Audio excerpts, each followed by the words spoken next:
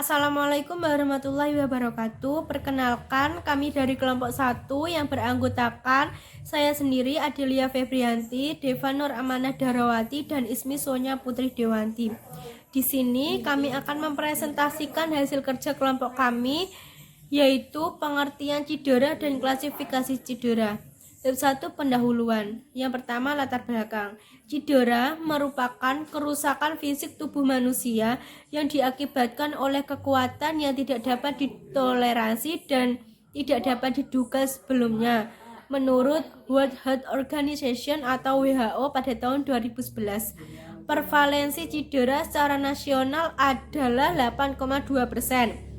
Kejadian cedera terbanyak yaitu 40,9%, kecelakaan sepeda motor 40,6%, terkena benda tumpul atau tajam sebanyak 7,3%, transportasi darat lainnya sebanyak 7,1%, dan kejatuhan sebanyak 2,5%. Jenis cedera yang banyak ditemukan yaitu luka atau lecet atau memar, terkelikir, luka robek, patah tulang atau fraktur, anggota tubuh terputus, cedera mata, dan gegar otak. Data ini merupakan hasil Riskesdas atau Riset Kesehatan Dasar pada tahun 2013.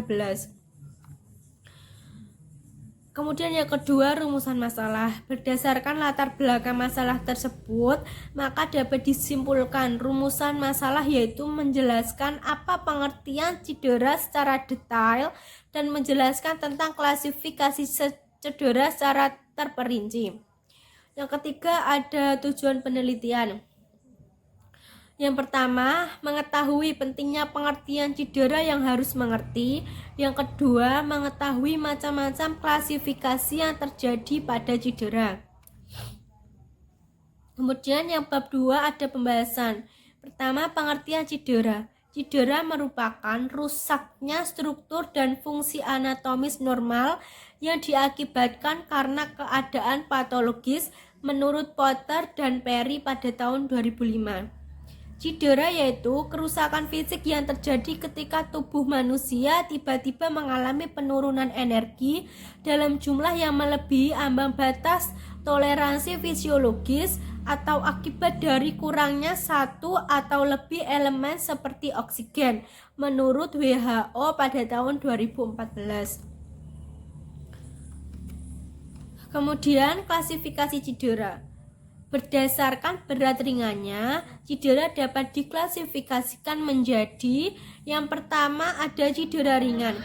Cedera ringan yang tidak diikuti kerusakan berarti pada jaringan tubuh kita, misalnya kekakuan otot dan kelelahan. Pada cedera ringan biasanya tidak diperlukan pengobatan apapun dan cedera akan sembuh dengan sendirinya setelah beberapa waktu. Contohnya luka lecet, lepuh, memar otot, kram.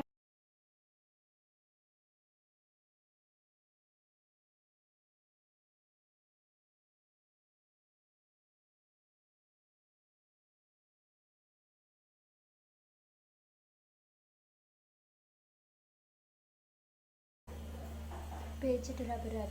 Cedera yang serius di mana pada cedera tersebut terdapat kerusakan jaringan tubuh, misalnya robeknya otot atau ligamen maupun patah tulang. Kriteria cedera berat: yang pertama ada kehilangan substansi atau kontinuitas, yang kedua rusaknya atau robeknya pembuluh darah, yang ketiga peradangan pada lokal. Contoh pada cedera berat meliputi cedera pada kepala, cedera pada lutut, dan cedera pada pergelangan kaki. Selain ketika cedera di atas,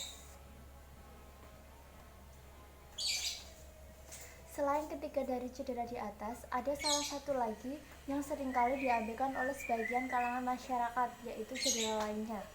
Cedera lainnya adalah cedera yang seringkali dianggap remeh oleh sebagian orang, padahal cedera ini bisa memberikan dampak yang serius apabila tidak ada penanganan yang tepat dan cepat. Contohnya seperti kejang, kemudian syok, lalu pingsan, lalu koma, dan akhirnya mati.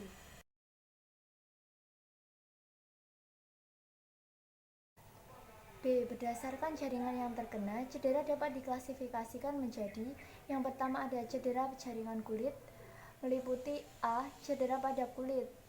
Yang pertama ada ekoriasi, yaitu kerusakan kulit yang lebih dalam daripada kulit hangat sehingga berdarah atau lecet. Yang kedua ada laserasi, yaitu robeknya di kulit yang bisa mengeluarkan banyak darah. Seringkali laserasi ini terjadi pada kulit yang berdekatan dengan tulang seperti dahi, tulang kering, sendi siku, atau tempurung lutut.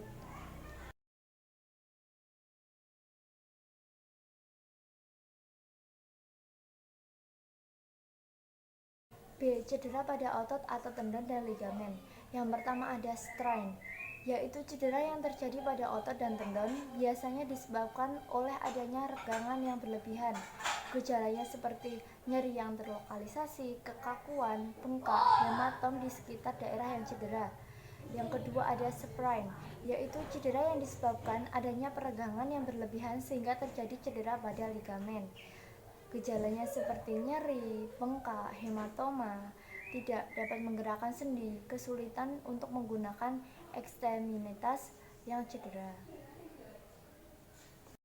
Yang kedua adalah cedera jaringan keras. Cedera ini terjadi pada tulang atau sendi yang ditemukan bersama dengan cedera jaringan lunak. Yang termasuk cedera ini adalah dislokasi, yaitu terlepasnya sebuah sendi dari tempat yang seharusnya. Dislokasi yang sering terjadi pada olahragawan yaitu di bahu, ankle, lutut, dan yang kedua adalah cedera jaringan keras. Cedera ini terjadi pada tulang atau sendi yang ditemukan bersama dengan cedera jaringan lunak. Yang termasuk cedera ini adalah dislokasi, yaitu terlepasnya sebuah sendi dari tempat yang seharusnya. Dislokasi yang sering terjadi pada olahragawan yaitu di bahu, ankle, lutut, dan panggul. Faktor yang meningkatkan resiko dislokasi adalah ligamen-ligamen yang kendor akibat mengalami cedera, kekuatan otot menurun, ataupun karena faktor eksternal yang melebihi ketahanan alamiah jaringan di dalam tubuh.